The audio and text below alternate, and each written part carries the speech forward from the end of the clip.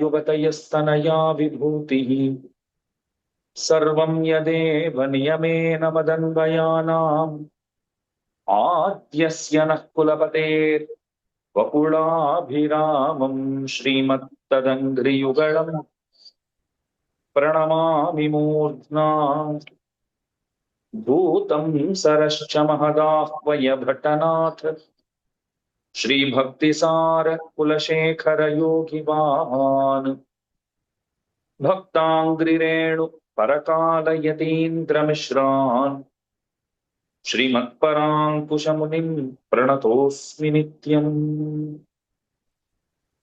முன்னை வினயகல மூங்கிற்குடியமுதன் பொன்னங்கழக் கமலப்போதிரண்டும் என்னுடைய சென்னிக் கணியாகச் சேர்த்தினேன் தென்புலத்தார்க்கென்னு கடவுடையேன் யான் நயந்தரு பேரின்பமெல்லாம் பழுதென்னு நன்னினர்பால் சயந்தரு கீர்த்தி இராமானுஷமுனி தாளினமேல் உயர்ந்த குணத்து திருவரங்கத் தமுதோங்கும் அன்பாலியம்பும் கலித்துறை அந்தாதிபோத இசை நெஞ்சமே சொல்லின் தொகை கொண்டுணதடிப்போதுக்கு தொண்டு செய்யும் நல்லன்பரே துமுன்னாமெல்லாம் எந்த நாவினுள்ளே அல்லும் பகலும் அமரும் படி நல்கு அருசமய வெல்லும் பரம இராமானுஷா இதன் विण्णप्पमे। सबको जय श्रीमन नारायण। हमारा श्री वैष्णव संप्रदाय जो है परम वैदिक सिद्धांत है। हम लोग लक्ष्मीपति नारायण को ही सर्वस्व मानते हैं।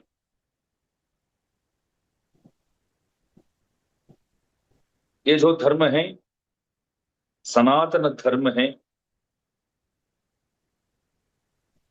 इस धर्म का प्रथम गुरु जो है वो स्वयं भगवान है। गुरु परंपरा जो है भगवान से ही शुरू होता है और हमारे धर्म के मुख्य आचार्य के रूप में भगवत रामानुजाचार्य स्वामी जी महाराज माने जाते हैं। आप स्वयं शेषावतार है और आप गीताचार्य श्री पार्थ सारथी भगवान के भी अवतार माने जाते हैं। हे यतिवर, आप श्री के प्रिय पिताश्री केशवाचार्य स्वामी जी महाराज अपनी धर्मपत्नी के साथ तिरुवल्लिकेणी, जहां श्री पार्थसारथी भगवान विराजमान है, वृंदारण्य क्षेत्र, वहां जाकर के पुत्रकामेष्टि यज्ञ किया। संतान प्राप्ति के लिए उन्होंने पुत्रकामेष्टि यज्ञ किया। प्रभु प्रसन्न होकर के बोले, आप चिंता मत करिए, मैं स्वयं आप दोनों के पुत्र बनकर अवतार करूंगा। इसलिए ही हम गीताचार्य ही रामानुज स्वामी जी महाराज बनकर यहां पधारे करके कहते हैं। रामानुज स्वामी जी महाराज आसेतु हिमवंत खूब प्रचार किया। श्रीरंगम करिशैलमंजनगिरिं तार्क्ष्याद्रिसिंहाचलौ श्रीकूर्मं पुरुषोत्तमं च बदरी नारायणं नैमिषम् श्रीमद्वारवती प्रयाग मथुरा अयोध्या गया पुष्करम् शालग्रामगिरिं निषेव्य रमते रामानुजोऽयं मुनिः। श्रीरंगम से लेकर के नेपाल तक शालग्राम क्षेत्र, मुक्तिनाथ क्षेत्र तक जाकर के रामानुज स्वामी जी महाराज ने श्री वैष्णव धर्म का प्रचार किया है।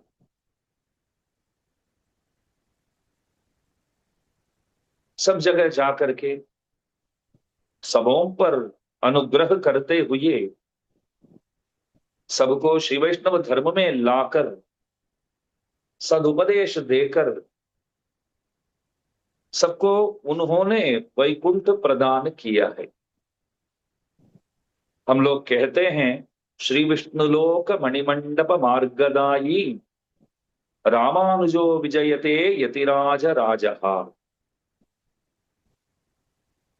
और हमारे आचार्य गण इस तरह भी अनुसंधान करते हैं, यदि रामानुज स्वामी जी महाराज का अवतार नहीं हुआ होता, रामानुज करके ये जो 4 अक्षर है, इन 4 अक्षरों का अवतार मतलब रामानुज स्वामी जी का अवतार नहीं हुआ होता तो हमारे जैसे प्राणियों का, हमारे जैसे जंतुओं का जो स्थिति है, उस दुर्भाग्य दशा का वर्णन कौन कर सकते। तो स्वामी जी महाराज उन्होंने कृपा करके अवतार किया तो हम सबका उद्धार हुआ। श्री रंगनाथ भगवान रामानुज स्वामी जी महाराज को सर्वस्व प्रदान करते हुए स्वामी करके एक अद्भुत नाम भी प्रदान किया। और उन्होंने नित्य विभूति ऐश्वर्य मतलब नित्य विभूति और लीला विभूति, प्रभु जी के, ठाकुर जी के ये जो 2 ऐश्वर्य है, श्री वैकुंठ धाम और ये जो पृथ्वी मंडल है, इन दोनों को रामानुज स्वामी जी महाराज को उन्होंने दे करके स्वामी जी महाराज को बोले, बस आप ही का अधिकार चलेगा, आप जिनको भी मेरे पास वैकुंठ भेजना चाहते हो आप भेज सकते हो। आप श्री के साथ संबंध पा करके कोई भी वहां पहुंचेगा तो वो अवश्य मेरे धाम आकर के मेरी नित्य सेवा को प्राप्त करेगा। इसलिए ही हम कहते हैं कि रामानुज स्वामी जी महाराज के साथ संबंध के बिना वैकुंठ जाना, नित्य सेवा को प्राप्त करना संभव नहीं है। श्री वेदांत देशिक स्वामी जी महाराज और वरवर्णींद्र स्वामी जी महाराज दोनों एक अद्भुत बात कहते हैं। देशिक स्वामी जी महाराज संस्कृत में कहते हैं, वरवर्णींद्र स्वामी जी महाराज तमिल में गाते हैं, परंतु अर्थ तो एक ही है। दोनों कहते हैं कि रामानुज स्वामी जी महाराज को जो वरदान श्री रंगनाथ भगवान ने दिया है, रामानुज स्वामी जी महाराज को प्रभु बोले कि बस आप श्री के साथ जिनका भी संबंध होगा उनको अवश्य मैं मोक्ष प्रदान करूंगा करके जो वरदान रंगनाथ भगवान ने दिया है, जब हमको ये ज्ञात हुआ कि इस तरह रामानुज स्वामी जी महाराज को वरदान प्राप्त हुआ है, तब से लेकर के हम बहुत खुश हो करके और अभिमानी हो करके हम घूमते फिरते हैं। दुराभिमानी हो करके घूमना फिरना गलत है। मैं रामानुज संबंधी हूं करके हम सर ऊंचा रखते हुए हम अभिमानी हो करके चलेंगे तो ये अभिमान जो है ये बहुत आवश्यक है। मैं रामानुज संबंधी हूं, श्री रामानुज दास दास। अपने आप को, अपने आप की पहचान हमें इस तरह देना होगा, मैं रामानुज स्वामी जी महाराज के प्रिय भक्तों के भक्त हूं। त्वद्दास दास गणना चरमावधौ यहाँ तद्दास तैक रसता विरता ममास्तु।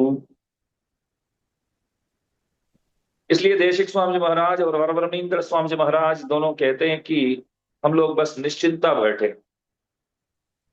बड़ों को जो संपत्ति मिला हो तो आगे आने वाले पीढ़ियां तक उस संपत्ति को पाने का अधिकार रखते हैं। ठीक उसी प्रकार रामानुज स्वामी जी को जो वरदान रंगनाथ भगवान ने दिया है, तो उस वरदान को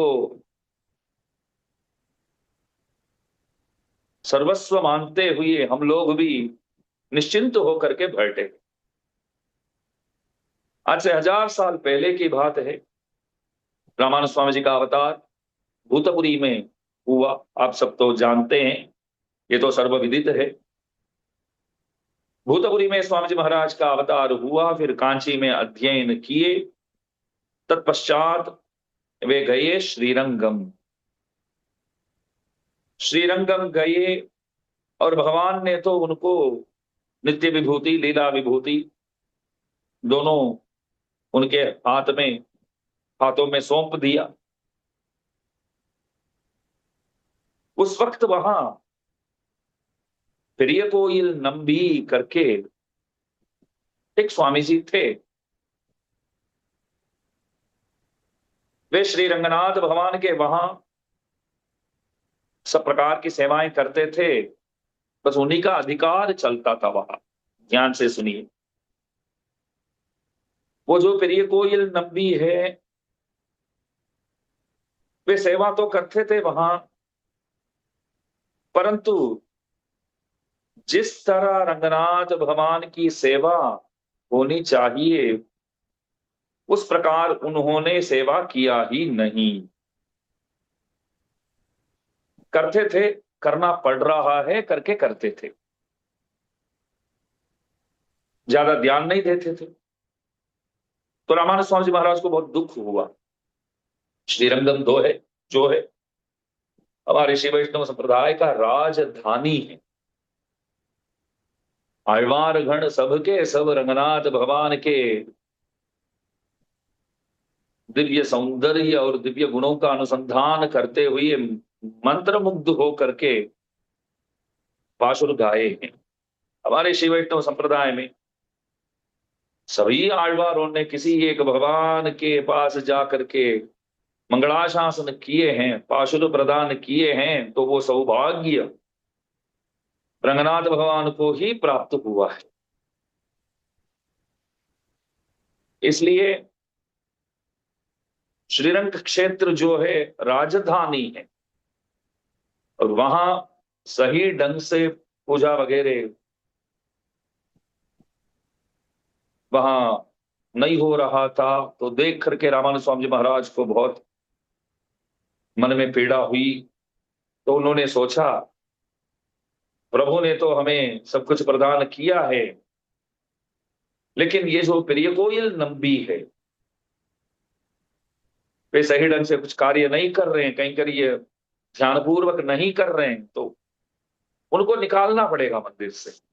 कुछ भी करके उनको तो बाहर करना ही पड़ेगा।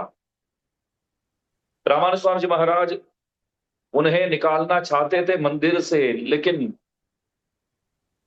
परम दयालु भगवान ने विचार किया कि बहुत समय से ये तो सेवा तो कर रहे हैं, कुछ तो कर रहे हैं मेरे पास आकर के, एकदम उनको बाहर निकालना नहीं चाहते थे प्रभु। लेकिन रामानुज स्वामी जी महाराज कहते थे कि निकालना ही पड़ेगा, क्योंकि वो मेरे को भी पूरे ढंग से सेवा नहीं करने दे रहे हैं, इसलिए उन्हें निकालना होगा। तो एक दिन सेवा में रामानुज स्वामी जी महाराज गए हुए थे मंदिर,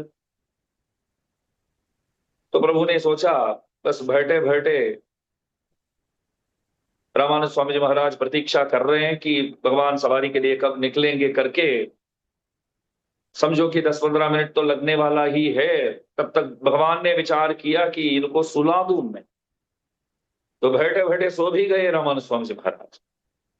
प्रभु इसलिए सुलाए, सपने में आना था। रामानंद स्वामी जी के सपने में भगवान को आना था। उन्होंने विचार किया, एक वृद्ध के रूप लेकर के भगवान पहुंचे सपने में। एक बुजुर्ग के रूप लेकर के पहुंचे और रामानंद स्वामी जी से बोले, आपको जो भी परिवर्तन यहाँ मंदिर में करना हो तो आप कर सकते हैं, लेकिन कृपया वो प्रिय कोयल नंबी जो है उन्हें निकालने के जो विचार आप कर रहे हैं, उस विचार को कृपया आप त्याग दीजिए, तोड़ दीजिए। वे हमारे सिवाय किसी को नहीं जानते। भगवान क्या बोले देखो आप, भले वो सटीक सेवा कर रहे हैं कि नहीं कर रहे हैं बात अलग है, लेकिन मेरे सिवाय उनके लिए कोई नहीं है। देखो कई बार ऐसा हो जाता है, हम नहीं बोलते हैं कि हमको भगवान के सिवाय कोई नहीं है। वैसे तो बोलना चाहिए, हमको हर पल सोचना चाहिए, हर पल स्मरण करना चाहिए कि हमारे लिए भगवान के सिवाय कोई है ही नहीं है। सच बात तो वही है। बाकी सब जितने भी आभास बंधु वर्ग है हमारे साथ कोई काम के नहीं है। हमारे लिए तो एकमात्र आश्रय, एकमात्र रिश्ता जो है वो प्रभु के साथ ही है। एकमात्र रिश्तेदार प्रभु ही है। लेकिन हम ज्यादातर नहीं बोलते हैं कि उनके सिवाय हमारे लिए कोई है ही नहीं, गिनते ही नहीं उनको। लेकिन देखिए आप, भगवान स्वयं कहते हैं, भगवान बोलते हैं, उनके लिए मेरे सिवाय कोई है ही नहीं। वे नहीं बोले हमको भगवान के सिवाय कोई है नहीं, रामानंद स्वामी जी महाराज आप कृपया हमको मंदिर से मत निकालो। उन्होंने निवेदन नहीं किया। वे पूरी तरह छोड़ने के लिए भी तैयार थे। समझो कोई संभालता है तो ठीक है। वो ऐसा विचार करते थे, देने का भी मन था, नहीं देने का भी मन था। तो प्रभु बोले मेरे सिवाय तो किसी को भी नहीं जानते हैं, इसलिए कृपया उनको पास में ही रखना। तो रामानंद स्वामी जी महाराज बाद में सबको बुला करके बोले, देखो भगवान कह रहे हैं कि प्रिय कोयल नंबी को साथ में रखो करके बोल रहे हैं। हम तो उनसे नफरत नहीं करते हैं, लेकिन दास को देख करके उनको अच्छा नहीं लगता है। मैं क्या करूं? रामानंद स्वामी जी बोले, मैं तो उनसे नफरत नहीं करता हूं, लेकिन शायद वो मेरे को नहीं चाहते, इसलिए मैं सोचता हूं मैं श्रीरंगम ही छोड़ दूं। क्योंकि ऐसे व्यक्ति के साथ हो करके सब संभालना, सेवा करना, वो नामुमकिन की बात है। तो प्रभु स्वयं कह रहे हैं कि उनको साथ में रखो, और वे तो मुझसे तो हमेशा नाराज ही रहते हैं, और उनके साथ मिलकर के यहां संभालना संभव नहीं है। मैं सोच रहा हूं कि पुनः मैं कांची ही लौटकर चले जाऊं।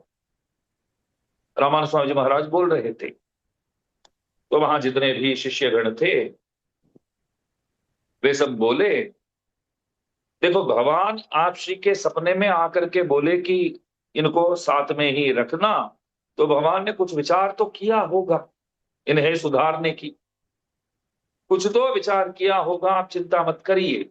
वो जल्द ही आप श्री के चरणों में आएंगे, आप श्री को ही सर्वस्व मानेंगे, और आपके मनोनुसार वे चलेंगे। तो रामानंद स्वामी जी महाराज खास करके कुरेश स्वामी जी से बोले कि ठीक है, आप प्रयत्न कीजिए।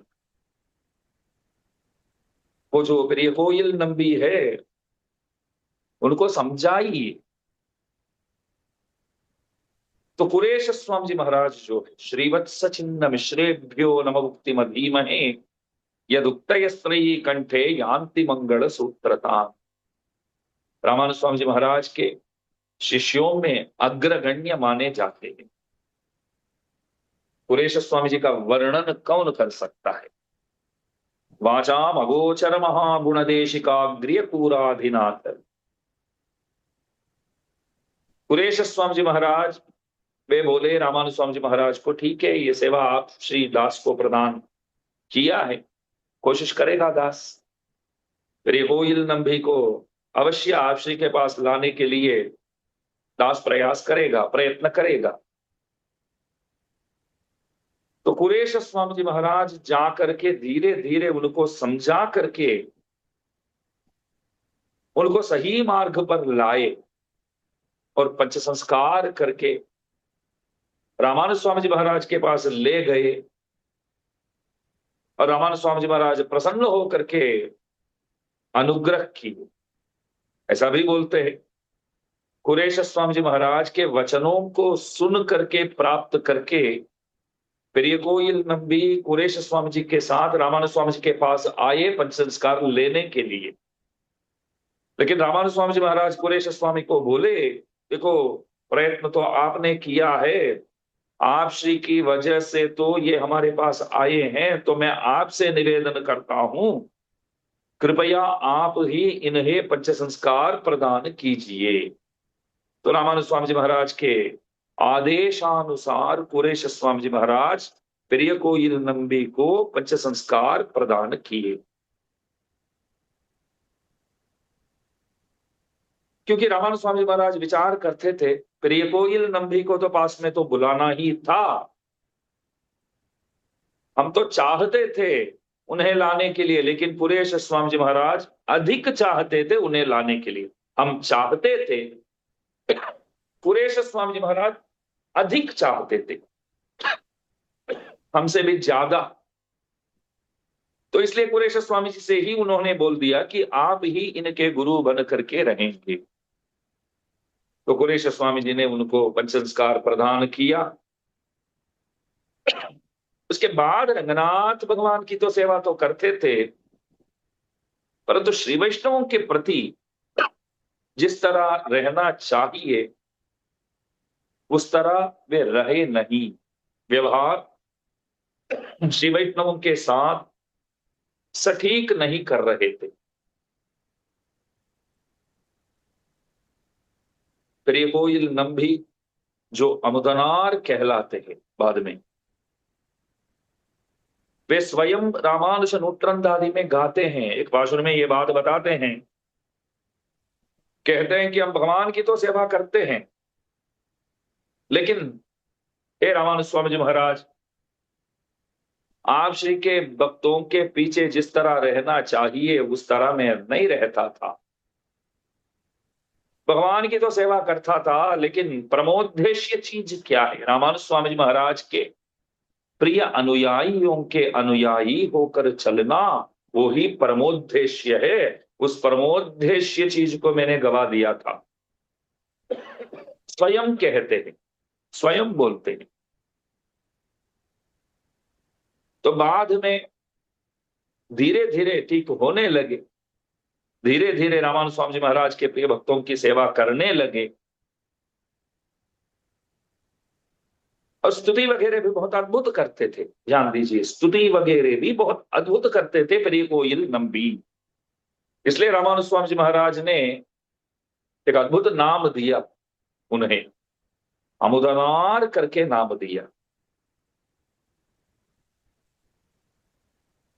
अमुदनार, अमृत कवि बोलते हैं।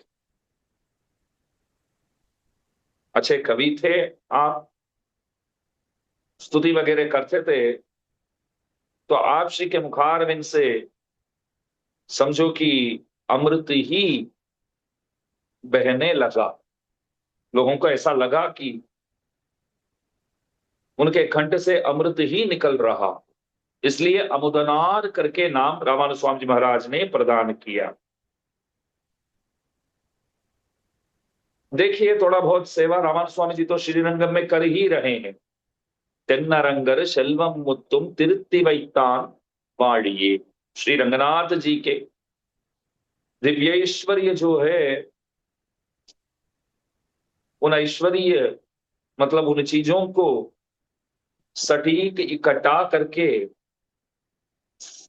भगवान की सेवा में लगाए रामानंद स्वामी जी महाराज। जो पहले जो अनर्थ हो रहा था, नष्ट हो रहा था, उन चीजों को पुनः लौटा करके भगवान की सेवा में लगाते थे। और अभी भी प्रिय कोयल नंबी के वश में कुछ सेवाएं थी, वे सेवा तो कर ही रहे हैं। तो रामानुज स्वामी जी महाराज देखते थे कि ये प्रिय कोयल नंबी के हाथों से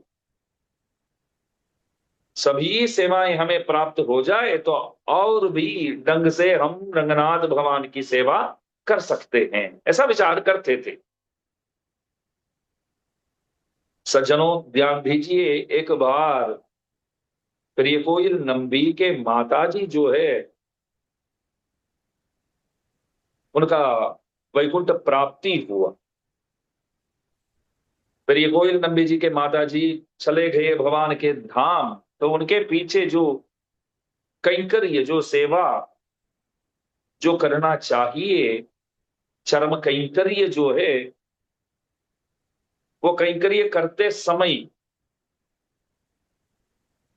11वां दिन जो है, वो दिन किसी एक ब्राह्मण को बुला करके प्रसाद पवा करके उनको तृप्त करके भेजना होता है, खुश करके भेजना होता है। वो 11वां दिन जो है, वो दिन कोई एक ब्राह्मण, सटीक ब्राह्मण मिलना बहुत कठिन है। आज की बात नहीं, 1000 साल पहले की बात है। अब बोलिए तो आज के बारे में क्या बोले। तो एक ब्राह्मण मिलना बहुत कठिन था। वो 11वां दिन एक ब्राह्मण को बिठा करके, मतलब किसी के जाने के बाद 11वां दिन, जिस दिन गए उस दिन से लेकर के 11वां दिन किसी एक ब्राह्मण को बिठा करके प्रसाद पवा करके उनको खुश करके भेजना चाहिए। तो कोई ब्राह्मण नहीं मिल रहे थे, तो विचार करते थे फिर कोई लंबी कोई मिल जाए तो अच्छा है।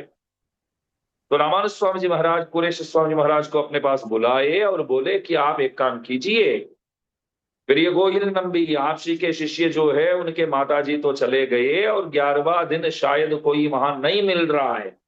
कोई ब्राह्मण आज तक उन्होंने प्रार्थना नहीं किया है, मतलब ब्राह्मणों से प्रार्थना, कोई ब्राह्मण मिला ही नहीं तो उन्होंने प्रार्थना नहीं किया, किसी ब्राह्मण ने अभी तक स्वीकार नहीं किया है। तो कुरेश स्वामी जी बोले दास को आज्ञा दीजिए, दास को क्या करना चाहिए। रामानुज स्वामी जी बोले कि आप स्वयं जा करके बोलिए कि मैं बैठूंगा उस स्थान में, आप चिंता मत करो। हम भी तो ब्राह्मण हैं तो हम बैठेंगे करके आप बोलिए। आप गुरु जी भी है तो वो मना तो नहीं कर पाएंगे, प्रसन्न हो जाएंगे। स्वयं गुरु जी आकर के बोल रहे हैं कि आप शिके वहां, आप जो माता जी के पीछे जो सेवा आप कर रहे हैं, जो कर्म आप कर रहे हैं, उसमें ब्राह्मण हो करके, मतलब ब्राह्मण तो है ही, तो हम बैठ करके उस स्थान में बैठ करके हम प्रसाद पाएंगे। तो रामानुज स्वामी जी बोले कुरेश स्वामी जी को, लेकिन प्रसाद पाने के बाद एक बात ध्यान में रखिए, वे पूछेंगे कि आप तृप्त हो गए कि नहीं। आपसे पूछेंगे, आज भी पूछा जाता है, श्राद्ध वगैरह करते हैं तो ब्राह्मणों को बुलाते हैं, प्रसाद पवाते हैं, तो उसके बाद उनसे पूछना चाहिए, उन लोगों से पूछना चाहिए कि आप सब तृप्त हुए कि नहीं। तो वे लोग बोलेंगे हम तो तृप्त हो गए। उसके बाद ही ऐसा माना जाता है कि वो श्राद्ध जो है वो सही ढंग से, पूर्ण रूप से वो पूरा हुआ, ऐसा समाप्त हुआ, ऐसा। तो रामानुज स्वामी जी महाराज कुरेश स्वामी जी महाराज को बोले, आपसे पूछेंगे आप तृप्त हो, तो आप कृपया बोलिए कि हम तृप्त नहीं हुए हैं। तो वे पूछेंगे आपको क्या चाहिए, आप बताइए, वो हम आपको प्रदान करेंगे, अर्पण करेंगे। तो आपको बोलना चाहिए कि ये श्रीरंगम, रंगनाथ भगवान की राजधानी जो है, मंदिर जो है, उस मंदिर का सारा अधिकार हमें चाहिए।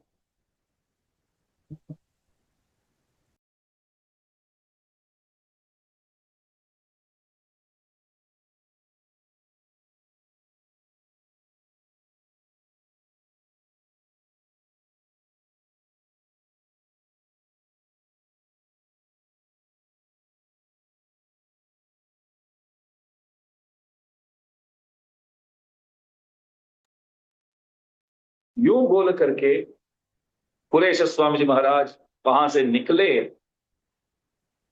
सीधा वहां पहुंचे और वहां प्रसाद पाने के बाद बोले कि हम तृप्त नहीं हुए।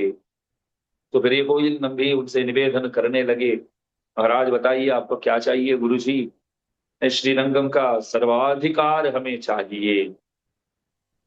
तो उन्होंने चाबी ही हाथ में दे दिया। तो चाबी लेकर के सीधा रामानुज स्वामी जी महाराज के पास आए, उनको अर्पण किए, आप स्वीकार कीजिए करके।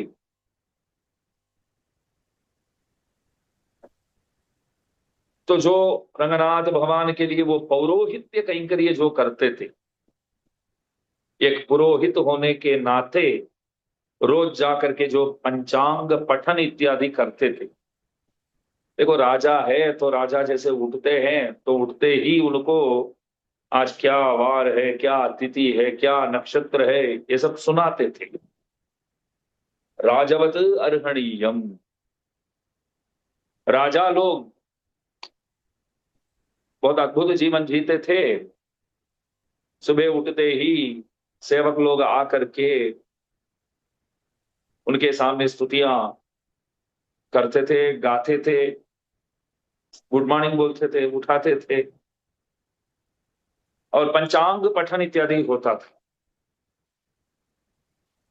दास 2 दिन पहले मेलकोट गया था। ब्रह्मोत्सव होने के बाद, परसों ब्रह्मोत्सव समाप्त होने के बाद 1 दिन बाद शेरती उत्सव वहां हुआ। मूलो मूर्ति के साथ उत्सव मूर्ति साल में 1 दिन विराजते हैं। बहुत अद्भुत दर्शन प्राप्त हुआ दास को। तो उसके बाद कोडई उत्सव शुरू हो गया वहां, ग्रीष्मोत्सव इसका मतलब। तो भगवान क्या करते हैं, पीछे जो है एक कॉरिडोर समझो, एक प्राकार है पीछे भगवान के मंदिर के पीछे। वहां इधर से उधर चलते हैं, उधर से इधर आते हैं, इधर से उधर जाते हैं, उधर से इधर आते हैं, ऐसा 3-4 बार करते हैं। तो वहां के आचार्यों से दास पूछा कि ये क्या कर रहे हैं प्रभु, इधर से उधर क्यों जा रहे हैं, उधर से इधर क्यों आ रहे हैं। तो वहां के आचार्यों ने बहुत अद्भुत वर्णन किया। देखो राजा है तो 10 दिन का इतना बड़ा उत्सव हुआ है, विविध वाहनों पर विराज करके प्रभु घूम के आए हैं, तो बहुत थके हुए होंगे। तो राजा क्या करता है, बालकनी में इधर से उधर पीछे हाथ यूं बांधा हुआ, हाथों के साथ पीछे बांधे हुए, हाथों के साथ यूं उधर से उधर जाते हैं, उधर से इधर आते हैं, जैसे एक वॉक, यहां से वहां, वहां से यहां जिस तरह करते हैं ना, ठीक उसी प्रकार हमारे इतिराज संपत कुमार भगवान भी, शल्व पिल्लई भी, बस थकावट को दूर करने के लिए, थकावट को दूर करने के लिए इस तरह वहां से यहां, यहां से वहां थोड़ा थोड़ा बहुत चलते हैं। बस भगवान रिलैक्स कर रहे हैं, इसका मतलब हुआ प्रभु रिलैक्स कर रहे हैं। और देखो इधर से उधर जाते हैं तो तुरंत कोई एक स्वामी जी आ जाते हैं हाथ में प्रसाद लेकर के भगवान को पवाने के लिए। और वहां से इधर आते हैं तो एक स्वामी जी और एक प्रसाद लेकर के आते हैं, भगवान को वहां भोग लगाया जाता है। तब दास ने विचार किया कि कुछ बनना है तो शल्व पिल्लई बनना है, और क्या। अनंत आळवान स्वामी जी महाराज तिरुपति बालाजी से वही तो निवेदन किए, प्रभु बस आप श्री के ये दिव्य पहाड़ पर कुछ भी बन करके रहने का सौभाग्य दास को प्राप्त हो जाए। पराशर भट्ट स्वामी जी महाराज महाअद्भुत वर्णन करते हैं, एक चीज बन के मैं वहां रहूं प्रभु, तिरुमला तिरुपति में एक चीज बन करके मैं रहूं। वो क्या चीज है कोई पूछे तो मेरे को भी मालूम ना हो, आपको भी मालूम ना हो, ऐसे भी कोई चीज बन करके रहूं तो भी चलता है। हम दोनों को भी मालूम होने की कोई जरूरत नहीं है। हम इधर है करके मेरे को भी मालूम नहीं होना चाहिए, वो इधर है करके आपको भी मालूम ना हो तो भी चलेगा। लेकिन कोई चीज बन करके तिरुमला में हमको निवास स्थान प्राप्त हो जाए, नित्य निवास स्थान तिरुमला हमारे लिए बन जाए, तो उससे ज्यादा हमें क्या चाहिए। ठीक उसी प्रकार ये तिराज संपत कुमार भगवान शल्व पिल्लई को वहां तो आज भी राजा की तरह तो देखते, युवराजा की तरह देखते, क्योंकि वहां का तो राजा तो रामानुज स्वामी जी महाराज ही है। तो शल्व पिल्लई बस युवराजा है वहां। तो दास को लगा कि क्या मस्त जीवन जी रहे हैं प्रभु, इधर से उधर चलते हैं, उधर से इधर चलते हैं, बहुत अच्छा लगा। तो कोई पुरोहित है तो आकर के राजा को सब सुनाएगा, आज क्या वार है, क्या नक्षत्र है, क्या तिथि है, ये सब। श्री पराशर भट्टार्य श्रीरंगेश पुरोहित, पराशर भट्टर स्वामी जी महाराज को श्रीरंगेश पुरोहित कहते, श्री रंगनाथ जी के पुरोहित है श्री पराशर भट्टर स्वामी जी महाराज। उनके पहले प्रिय को ये नंबी ही वो पौरोहित्य कैंकर्य वे ही संभालते थे, और पुराण पठन भी वे ही करते थे।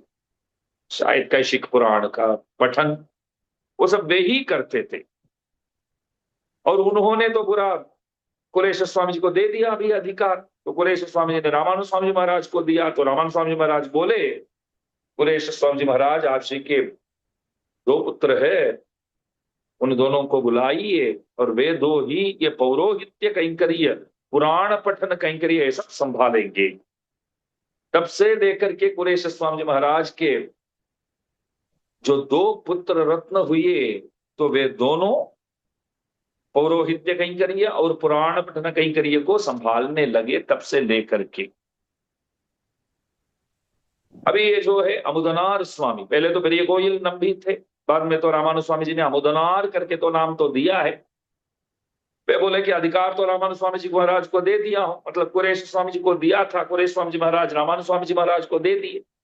अभी हमारे नित्य मंदिर में तो कोई सेवा ही नहीं है, तो मंदिर जाने की कोई जरूरत नहीं है करके अपने आप को मंदिर जाने से उन्होंने रोक दिया था।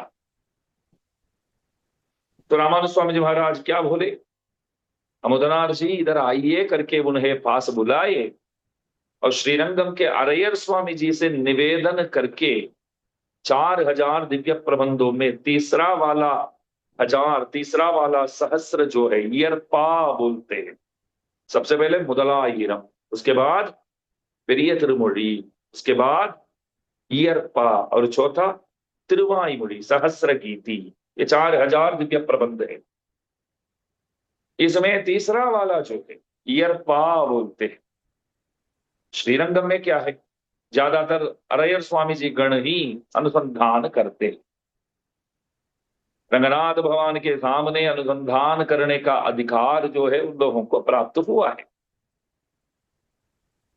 और अम्मा जी के वहां अनेक उपसन्निधियों में, बहुत बड़ा मंदिर है तो बहुत सारे मंदिर है अंदर, उन उपसन्निधियों में कोई कोई जगह पे अरयर स्वामी जी आकर के शुरू करते हैं, उसके बाद श्री वैष्णव लोग साथ में जुड़ जाते हैं और गाते हैं। कोई कोई क्षेत्र में, कोई कोई मंदिर में श्री वैष्णव लोगों का ही अधिकार रहता है, वे लोग ही अनुसंधान करते हैं। यहाँ कांची आएंगे तो श्री वैष्णवों का अधिकार है, यहाँ अरयर स्वामी जी करके कोई है नहीं, श्री वैष्णवों का अधिकार है। श्रीरंगम में अरयर स्वामी जी महाराज का अधिकार है। अध्ययन उत्सव आ जाए, 21 दिन का जो मेला है, तो पूरे के पूरे अनुसंधान अरयर स्वामी जी महाराज ही करेंगे वहां। तो ईयरपा तीसरा वाला 1000 जो है वो रामानु स्वामी जी महाराज अरयर स्वामी जी से निवेदन किए कि आप कृपया हमें दीजिए ये सेवा करके, उनसे लिए और अमुदनार को पास बुला करके बोले कि अमुदनार जी आप कृपया ये ईयरपा का अनुसंधान आप कीजिए, क्योंकि आप पहले पुराण पठन करते थे, पुराण पढ़ते थे और पौरोहित्य कैंकर्य भी करते थे। हमने तो आपसे ले लिया, वो लोगों के हिसाब से देखा जाए तो छीन लिया रामानु स्वामी जी महाराज ने। उन्होंने प्रेम से तो दिया है। और रामानु स्वामी जी महाराज, पराशर भट्ट स्वामी जी, वेदव्यास भट्ट स्वामी जी, उन दोनों को सेवा सौंप दिए। तो बोले कि ईयरपा अनुसंधान आप ही करेंगे। तो रामानु स्वामी जी महाराज के नियमनानुसार वे करते थे। और अम्मा जी के मंदिर में, अन्य स्थलों में अमुदनाद शुरू करेंगे तो उसके बाद सभी श्री वैष्णव गण मिल करके गाते थे। तो इस तरह वहां एक प्रथा वो हो रहा था, वो चल रहा था। अमुदनार नित्य निरंतर रामानु स्वामी जी महाराज का स्मरण करते थे, गायत्री मंत्र की तरह रामानंद स्वामी जी महाराज का नाम लेते थे। गुरु जी का नाम ही नित्य निरंतर जप करना चाहिए। नित्य निरंतर रटने योग्य नाम क्या है? गुरु जी का ही नाम है। एक बात है, याद आती है तो बताता हूं। परवरुणींद्र स्वामी जी महाराज संन्यास आश्रम स्वीकार करने के बाद नाम चेंज नहीं किए। वैसे तो सन्यासी होने के बाद नाम चेंज कर देते, चेंज करना पड़ता है। तो पहले क्या नाम था? सुंदर जामा था, रम्य जामा था, अड़गिय मणवाड़न। बहुत अद्भुत नाम है तमिल में। तो संन्यास आश्रम स्वीकार करने के बाद रंगनाथ भगवान बोले परवरुणि स्वामी जी महाराज को नाम चेंज करने की कोई जरूरत नहीं, अड़गिय मणवाड़न ही बेहतर है, वही रखिए, अड़गिय मणवाड़ मामुनिगल। क्या नाम मिला? अड़गिय मणवाड़ मामुनिगल नाम मिला। तो रंगनाथ भगवान बोले नाम चेंज करने की कोई जरूरत नहीं है। इसके पीछे एक मर्म है। क्यों ऐसा बोले? रंगनाथ स्वामी जी मतलब रंगनाथ भगवान बाद में वरवरमणि स्वामी जी महाराज को अपने गुरु बनाने वाले थे। तभी तो गुरु जी बना, मतलब उनको गुरु बनाओ तो गुरु जी का ही नाम धारण करना चाहिए। शिष्य का कर्तव्य है कि गुरु जी का ही नाम धारण करे। तो उनको लगा कि वे अभी नाम चेंज कर लेंगे तो ये जो सुंदर जामाता रम्य जामाता नाम जो है रंगनाथ भगवान का नाम है, अड़गिय मणवाड़न रंगनाथ भगवान का ही नाम है। और वरवरमणि स्वामी जी का भी नाम वही है। तो भगवान बोले वो चेंज करने की जरूरत नहीं है। क्यों? आप चेंज करेंगे तो मैं आपका शिष्य बन जाऊं तो मेरे को भी नाम चेंज करना पड़ेगा। इससे बेहतर ये होगा कि वही नाम रहे तो मेरा भी नाम बच जाएगा, आपका भी बच जाएगा। तो इसलिए ही चेंज होने ही नहीं दिया उन्होंने। तो अड़गिय मणवाड़ मामुनिகள், अड़गिय मणवाड़न गुरु जी का नाम वही है। तो रंगनाथ भगवान बोले मैं चला हूं, मेरा भी नाम वही है, गुरु जी का ही नाम है मेरा। स्वामी जी बोले वरवरमणि स्वामी जी महाराज वैसे तो आपका नाम ही मेरे को रखा गया है। रंगनाथ बोले वो बात तो ठीक है, लेकिन आपको हमने गुरु बनाया है तो आप ही का नाम हमने रखा। नाम तो एक ही है, अड़गिय मणवाड़। तो गुरु का ही नाम नित्य निरंतर जप करना चाहिए करके वे नित्य निरंतर रामानुज स्वामी जी का नाम लेते थे, अमुदनार। तो उन्होंने विचार किया हम तो हमेशा रामानुज स्वामी जी का नाम लेते रहते हैं, तो एक स्तुति करते, एक स्तोत्र स्तोत्र की रचना करते। तो पहले उन्होंने एक ग्रंथ बनाया, बना करके रामानुज स्वामी जी महाराज को दिखाए। स्वामी जी महाराज देखते ही थोड़ा नाराज होकर के बोले कि आपने बहुत वखाण किया है, बहुत ज्यादा वखाण किए, मुझे अच्छा नहीं लग रहा। स्तुति तो मेरी स्तुति आप किए हैं और गुरु जी की स्तुति तो अवश्य करना ही चाहिए, बात सही है, लेकिन बहुत ज्यादा हो गया लग रहा है। और मैं चाहता हूं कि ये ग्रंथ कहीं प्रचार में ना आ जाए। तो उनके सामने ही पहले जो ग्रंथ लिखकर अमुदनार लाए थे रामानुज स्वामी जी महाराज के पास, तो उनके सामने ही उस ग्रंथ को फाड़ कर फेंक दिए। अमुदनार कुछ नहीं बोले, हाथ जोड़कर खड़े रहे। रामानुज स्वामी जी महाराज बोले ठीक है, यदि आपको लिखने की इच्छा हो तो हमारे धर्म के प्रति और खास करके हमारे आलवार आचार्यों के साथ हमको जो संबंध प्राप्त हुआ है उस संबंध को ध्यान में रखकर आप पाशुर बनाइए, वो अच्छा होगा। यदि और कोई शिष्य होता तो वहां से भाग जाएगा तो वापस आएगा भी नहीं। अरे मैं लिख कर लेके गया था, गुरुजी को यदि ठीक नहीं लगे तो मेरे को ये वापस दे सकते थे, उसको फेंक भी सकते थे, लेकिन फाड़ कर, ऐसे उसको फाड़ कर फेंकना वो कैसे सही है? अमुदनार ऐसा वैसा नहीं बोले, कुछ बोले कि ठीक बात है, हम दोबारा कोशिश करेंगे। उनके आदेशानुसार कुछ ग्रंथ बनाएंगे, सोच करके उन्होंने शुरू किया। वो ही ग्रंथ जो आज हम सबको प्राप्त हुआ है, रामानुज नूत्रंदादि। अंदादि का मतलब होता है, समझो कि एक पाशुर कोई गाए, उस पाशुर के अंतिम पद अथवा वाक्य, कम से कम अंतिम अक्षर को लेकर के अगले पाशुर को, अगले पद को शुरू करना पड़ेगा, उसी को अंदादि बोलते। अंदादि शब्द का अर्थ होता है एक पाशुर गाए, एक पद गाए, तो उसके अंतिम पद, अंतिम वाक्य, अंतिम अक्षर को लेकर के अगला पद जो है वो शुरू करना होगा। जैसे बच्चे बैठ करके खेलते भी है, उस गाना कोई गाते हैं, समझो उस गाने के आखिरी अक्षर अथवा आखिरी वाक्य पद को लेकर के बाद में गाने वाले को शुरू करना होगा। अंताक्षरी करके जैसे खेलते, ठीक उसी प्रकार अंदादि, रामानुज नूत्रंदादि। उन्होंने विचार किया कि 100 पाशुर वाला एक ग्रंथ, वैसे तो 108 पाशुर वाला एक ग्रंथ है ये, रामानुज स्वामी जी के ऊपर गाया गया है, इसलिए रामानुज नूत्रंदादि।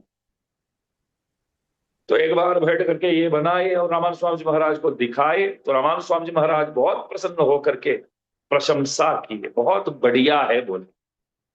तब स्वामी जी के मन में ये विचार नहीं था कि इस ग्रंथ को श्री वैष्णव साम्राज्य बहुत मान देगा करके वो नहीं जानते थे। मतलब सभी श्री वैष्णव गण इस ग्रंथ का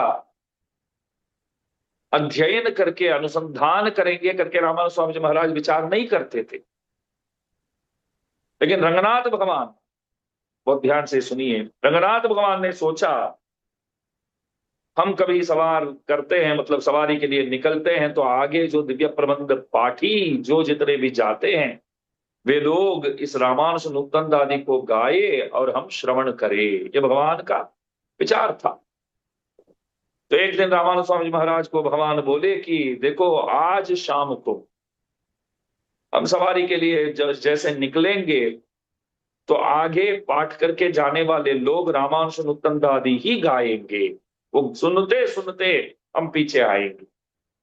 तो रामानुज स्वामी महाराज क्या बोले बताओ? स्वामी जी बोले कि उन प्रबंध पाठियों में मैं भी तो एक हूं, दास भी तो एक है, मैं तो आगे चलता हूं और मेरी हाजरी में, मेरी स्तुति लोग गाते गाते जाएंगे, मोहल्ले में जाना, वीथियों में जाना, और आप पीछे भगवान साक्षात परमेश्वर आप पीछे आएंगे तो मेरे को कैसे अच्छा लगेगा। तो स्वामी जी बोले तो बहुत शर्म आता है मेरे को, इसलिए ये होने नहीं दूंगा। रंगनाथ बोले हमने तो विचार कर लिया आज सुनना ही है करके। रामानुज स्वामी जी बोले आप जरा मेरी जगह हो करके सोचो तो सही, लोग मेरी ही स्तुति करते जाएंगे और मैं साथ साथ चलूं, आप पीछे आएंगे, ये कैसे सही है, मेरे को कैसा लगेगा आप बताइए। तो रंगनाथ बोले ये बात भी सही है, ठीक है, उसके लिए क्या किया जा सकता है, मैं सोचता हूं, 2 मिनट तो वक्त दीजिए। रंगनाथ भगवान सोचने लगे, विचार करने लगे, फिर बोले कि एक आइडिया है। रामानुज स्वामी जी को बोले क्या आइडिया? बस आज आपको मैं छुट्टी देता हूं, आज आपको सवारी में आना ही नहीं है, एक दिन छुट्टी आपको, रविवार समझो आप, आज रविवार समझो, आपको तो आना ही नहीं। तो रामानुज स्वामी जी बोले तो मैं क्या करूं, बस आप मठ में रहिए, आज आप ठहर जाइए, आज बाकी जितने भी श्री वैष्णव है वे सब रामानुज नूतनदादि गाते गाते आगे जाएंगे, हम पीछे पीछे जाएंगे, सुनते सुनते श्रवण करते करते हम पीछे जाते रहेंगे करके रामानुज स्वामी जी महाराज उनको मठ में बिठा करके रंगनाथ भगवान श्री वैष्णवों के साथ साथ, श्री वैष्णव लोग रामानुज नूतनदादि अनुसंधान करते थे तो पीछे पीछे जाने लगे रंगनाथ भगवान। 108 पाशुर है, एक एक पाशुर में रामानुज स्वामी जी का नाम आता है। वरवरमणि स्वामी जी महाराज जब गृहस्थाश्रमी थे, सन्यासी होने के पहले की बात है, सन्यासी होने के पहले की बात है, जब वरवरमणींद्र स्वामी जी महाराज को एक संतान हुआ, एक बेटा हुआ, तो सब पूछते थे कि क्या नाम रखे, क्या नाम रखा जाए। तो हंसते हुए वरवर मुनींद्र स्वामी जी महाराज बोले, ये कोई सोचने की बात है क्या? एक बार की जगह 108 बार बोला गया है। बोले नाम ढूंढने की क्या जरूरत है, गूगल में सर्च करने की कोई आवश्यकता नहीं है। क्या नाम रखना चाहिए? देखो दास का भी सद्भाग्य है, सौभाग्य है कि असली नाम जो है वो रामानुज ही है। दास के पूज्य पितामह पूज्यपाद महाविद्वान संपत कुमार आचार्य स्वामी जी महाराज के प्रिय पिताश्री वे अकारक कने रामानुजाचार्य स्वामी जी महाराज कहलाते हैं। तो उन्हीं का नाम दास को रखा गया और रामानुज स्वामी जी का ही नाम उनको रखा गया है, समझो। तो अरुणींद्र स्वामी जी महाराज क्या बोले, नाम क्या रखूं? अरे विचार करने की, सोचने की क्या बात है। 108 जगह, एक जगह दो जगह नहीं, 108 जगह पे, मतलब एक एक पाशुर में अमुदनार स्वामी जी महाराज रामानुज स्वामी जी महाराज का गुणगान करते हैं। तो एक एक पाशुर में एक एक बार रामानुज शब्द का प्रयोग किए हैं, रामानुज नाम का प्रयोग किए हैं। इसलिए तो कहते हैं श्री रंगनाथ भगवान की स्तुति षटकोपसूरी की तरह कोई नहीं कर सकते। श्री षटकोपसूरी की स्तुति मधुर कवि स्वामी जी जैसे कोई नहीं कर सकते। और रामानुज स्वामी जी महाराज की स्तुति अमुदनार की तरह कोई नहीं कर सकते हैं। और वरवर मुनींद्र स्वामी जी महाराज की स्तुति देवराज गुरु यिरंबी अप्पा की तरह कोई नहीं कर सकते। यिरंबी अप्पा स्वयं देवराज गुरु स्वयं कहते हैं, मेरे सदृश कौन है जो वरवर मुनि स्वामी जी महाराज का गुणगान कर सकता है? कोई नहीं। तो ध्यान में रखिए, रंगनाथ भगवान की स्तुति षटकोपसूरी ही कर सकते। षटकोपसूरी की स्तुति मधुर कवि स्वामी जी महाराज ही कर सकते हैं और रामानुज स्वामी जी महाराज की स्तुति अमुदनार ही कर सकते हैं। और वरवर मुनींद्र स्वामी जी महाराज की स्तुति यिरंबी अप्पा देवराज गुरु ही कर सकते हैं। ये ध्यान में रखिए। तो अमुदनार जो है वे 108 जगह पर बोले, बहुत अद्भुत बात बोले। इसलिए ही प्रपन्न सावित्री, प्रपन्न गायत्री कहलाता है ये प्रबंध। जैसे कि संध्या वंदन करते हैं तो उसमें देखिए अर्घ्य प्रदान होने के बाद, केशवाधि तर्पण होने के बाद, उसके बाद क्या करते हैं, सुबह मध्याह्न और शाम को गायत्री जप करते। कम से कम 108 बार तो करना चाहिए, लेकिन दास लोग भी नहीं करते, 28 बार करते। उपाकर्म के अगले दिन बैठ करके 1008 बार करते हैं, कई बार 108 बार करते हैं। जो रोज 108 करना चाहिए वो दिन 1008 करना चाहिए। हम लोग रोज 28 करते हैं, वो दिन 108 करते हैं। 1008 करते हैं, कई बार 108 हो जाता है। तो जैसे ब्राह्मणों के लिए ये प्रपन्न, ये गायत्री मंत्र जो खास है, वैसे ही श्री वैष्णवों के लिए, प्रपन्नों के लिए रामानुजनुत्तंदादि ही गायत्री है। इसका मतलब ये हुआ कि रोजाना रामानुजनुत्तंदादि का पाठ अवश्य करना चाहिए। आप सबसे भी निवेदन है, बहुत सारे लोग हिंदी भाषी जुड़े हुए हैं, तमिल भाषा तो नहीं जानते हैं, रामानुजनुत्तंदादि नहीं जानते हैं। चिंता मत करिए, यूट्यूब में चालू करके कम से कम सुनिए, बहुत हो गया। काम करते करते भी आप सुन सकते हैं। लेकिन कई लोग कुछ यूट्यूब में शुरू तो कर देते हैं, लेकिन यूट्यूब में गाने वाला ही उसको सुनता भी है, घर में कोई सुनते नहीं है। बोलते कि रोज एक बार सहस्त्रनाम पाठ होता है। मैं बोला कौन करता है, कौन सुनता है? जो करता है वही सुनता है, जो यूट्यूब में करता हो वो ही सुनता है। तो आप क्या करते हैं, बस चालू करते हैं, बस फिर बंद करते हैं। ऐसा नहीं चलेगा, आपको सुनना भी चाहिए। तो इसलिए रामानुजनुत्तंदादि चालू करके आप अवश्य श्रवण कीजिए। पहले भी एक बार तरीका आपको बोला हूं, आगे भी याद दिलाता रहूंगा 1.5 में 1.75 स्पीड में रखिए। 1.5 घंटे की जो स्तुति है समझो 40-45 मिनट में खत्म। थोड़ा स्पीड सुनिए, लेकिन सुनिए, फिर धीरे धीरे फॉलो करिए। सब संभव, इच्छा है, इंटरेस्ट है तो सब कुछ संभव है। इंटरेस्ट नहीं है तो सब आपको कष्ट ही लगेगा। इसलिए रामानुज आदि जो है प्रपन्नों के लिए गायत्री है। प्रपन्न सावित्री, प्रपन्न गायत्री बोलते हैं। तो देखिए, ये उन्होंने अनुसंधान किया और आज से 1000 साल पहले की बात है। रामानुज स्वामी जी महाराज जब मौजूद थे तभी उनको मठ में बिठा करके रंगनाथ भगवान ये श्रवण करना शुरू कर दिए। और देखिए खंडिनन शिरुत्तांबु जो मधुर कवि स्वामी जी महाराज गाए हैं शतकोप सूरी के बारे में, वो जो ग्रंथ है वो मुदलायिरम के अंत में आता है। मुदलायिरम के अंत में मतलब 4000 प्रबंध में पहला वाला 1000 पाशुर के अंतिम प्रबंध जो है वो कण्णिनुन श्रुतांबु 4000 वाला ग्रंथ है। उसमें प्रथम सहस्र जो है, उस प्रथम सहस्र के आखिरी प्रबंध कण्णिनुन श्रुतांबु। ठीक उसी प्रकार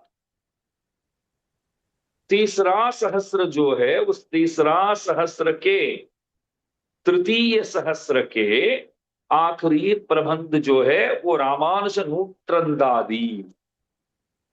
इसलिए 4000 पाशुर जो बोलते हैं हम, पद्य जो बोलते हैं रामानुज नूत्रंदादि को भी उसमें साथ लिया गया है। तो देखिए आचार्याभिमानी, आचार्याभिमान निष्ठा जो भी रखते हैं तो उन लोगों के लिए जानने योग्य सभी विषय इस रामानुज नूत्रंदादि में उपलब्ध है। और अवधानार के बारे में एक बात बताना चाहूंगा। आप परम रसिक थे। दिव्य प्रबंधों के व्याख्यानों में अनेक जगह पर आपसी का ऐतिह्य भी देखने को मिलता है, निर्वाह भी देखने को मिलता है।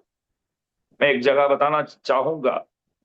हमारे आचार्य गण बताते हैं षटकोपसूरी के त्रिवृत्तम नामक एक प्रबंध है, प्रथम प्रबंध है। सबसे पहले षटकोपसूरी ने त्रिवृत्तम की रचना की थी। उस त्रिवृत्तम में एक पाशुर है। समझो कि षटकोपसूरी अपने आप को एक स्त्री मानते हैं, तब परांकुश नायकी बन जाते हैं। तब क्या नाम है? परांकुश नायकी। अपने आप को एक लड़की मानते हैं, प्रभु से प्यार करते हैं, प्रेम करते हैं, और प्रभु तो आते नहीं है, तो दुखी है। तो देखो अपने प्रियतम भगवान से बिछड़ी हुई नायिका, ध्यान से सुनिए, बहुत अद्भुत प्रसंग है ये। अपने प्रियतम से बिछड़ी हुई नायिका शाम के समय उनकी यादों में तड़प रही थी। जैसे जैसे अंधेरा बढ़ा उसकी व्याकुलता भी बढ़ती गई। तभी उस सघन अंधकार को चीरते हुए चंद्रमा प्रकट हुआ और पूरी धरती को अपनी चांदनी से सरोबार कर दिया। बात समझ में आती है ना? नायक जो है वो कहीं दूर है, तो नायिका जो है वो तड़प रही है, वो किधर है, क्या है, भगवान नहीं आ रहे करके। तो रात होते ही अंधेरा जैसे बढ़ा तो व्याकुलता भी बढ़ती गई। तभी उस सघन अंधकार को चीरते हुए चंद्रमा प्रकट हुआ और पूरी धरती को अपनी चांदनी से सरोबार कर दिया। नायिका को लगा कि शायद यह शीतल चंद्रमा उसके विरह की तड़प को कम कर देगा। वो विचार करती थी, अंधेरा से तो परेशान थी। तो चंद्रमा को देख करके लगा कि ये चंद्रमा इसलिए आया है, अंधेरे की वजह से हम, नायक से दूर होने की वजह से हम परेशान है, अपने प्रियतम से दूर होने की वजह से परेशान है। क्योंकि अंधेरा होते ही वे याद आने लगे तो चंद्रमा आया है तो उस कष्ट को दूर कर देगा। लेकिन हुआ क्या? लेकिन हुआ इसके विपरीत। उसे ऐसा महसूस होने लगा कि उस अंधेरे से कहीं ज्यादा यह चंद्रमा उसे सता रहा है और कष्ट दे रहा है। तो वो नायिका क्या विचार करती थी, अंधेरा ही बला है समझो, ये चंद्रमा आकर के और भी परेशान करने लगा। ध्यान दीजिए, इस स्थिति को समझाने के लिए अमुदनार जी जो रामानुजन उत्तरदारी बनाए हैं, वे एक प्रभावशाली दृष्टांत उदाहरण देते हैं। ध्यान से सुनिए। वे बोलते हैं कि ठीक है, शर्गोपसूरी अपने आप को एक नायिका मानते हैं, परांकुश नायिकी है, स्त्री बन गई है समझो भाव से। तो प्रभु से दूर रहती है, बिछड़ी हुई है, प्रियतम कहीं हैं, आ नहीं रहे हैं। तो अंधेरा होते ही वो परेशान हो गए। तो चंद्रमा को देखा तो उनको लगा कि बस चंद्रमा आ गया है, परेशानियां दूर हो जाएंगे। लेकिन चंद्रमा की वजह से और भी वो तड़पने लगी। तो ये जो बात है, त्रिवृत्तम में शकोपसूरी गाते हैं तो अमुदनार एक अद्भुत उदाहरण, एक दृष्टांत देते हैं। मृग, व्याघ्र और विवश्य मनुष्य की कथा, एक कथा सुनाते हैं। जंगल में एक हिंसक जानवर एक व्यक्ति का पीछा कर रहा था। अपनी जान बचाने के लिए वो व्यक्ति पूरी ताकत से भागा और एक पेड़ पर चढ़ गया। ऊंची डाली पर बैठकर डर से कांपते हुए उसने राहत की सांस ली। ऊपर बैठ करके श्वास तो चढ़ रहा है और नीचे देख रहा है जो मृग पीछे किया है वो नीचे है, ये तो एक डाली में बैठ गया ऊपर जा करके। तभी अचानक वहां एक खूंखार बाघ आ पहुंचा। एक बाघ आ गया वहां नीचे। उस बाघ ने पीछा करने वाले उस छोटे जानवर पर हमला किया। मतलब इस मनुष्य के पीछा जिस जानवर ने किया उस पर बाघ ने हमला किया और उसे मार डाला। भाग ने बाघ ने बड़े चाव से उसका मांस खाया और खून पिया। पेट भरने के बाद उस बाघ की नजर जो है पेड़ पर बैठे उस आदमी पर पड़ी। वो बाघ उसे खूंखार नजरों से घूरने लगा। तब उस व्यक्ति ने सोचा, उस पहले वाले जानवर, उससे बचने का शायद फिर भी कोई मौका था कि वो तो छोटा जानवर था, लेकिन इस भयानक बाघ से बचना तो नामुमकिन है। तो देखिए, एक मृग पीछा किया तो आकर के एक पेड़ में चढ़ करके एक डाली में ये बंदा बैठ गया। मृग तो नीचे है। तब कहीं से एक बाघ आया और खूंखार बाघ ने उस जानवर पर हमला किया, उसको मार डाला और मांस खाया और लोही भी पी लिया, रक्त भी पी लिया। तो ये विचार करता है कि वो तो जानवर पहले जिस जानवर ने पीछा किया वो तो बहुत छोटा था, उससे तो हम बच सकते थे। लेकिन समझो, इस भयानक बाघ से बचना तो नामुमकिन है। भावार्थ ये है कि परांकुश नायिका नम्माழ்वार की जो भाव अवस्था जो है, उनकी स्थिति भी ठीक वैसे ही है। उन्हें लगा था कि रात का अंधकार ही उनका सबसे बड़ा शत्रु है। लेकिन जब चंद्रमा निकला तो उसकी चांदनी उनके विरह की अग्नि को और अधिक दहकाने लगी। तो अमुदनार इस कथा के माध्यम से समझाते हैं कि कैसे नायिका के लिए अंधकार से बचना तो संभव था, पर चंद्रमा की मारक शीतलता से बचना असंभव हो गया। तो उस स्थिति को समझाने के लिए एक अद्भुत कथा उन्होंने पेश किया है।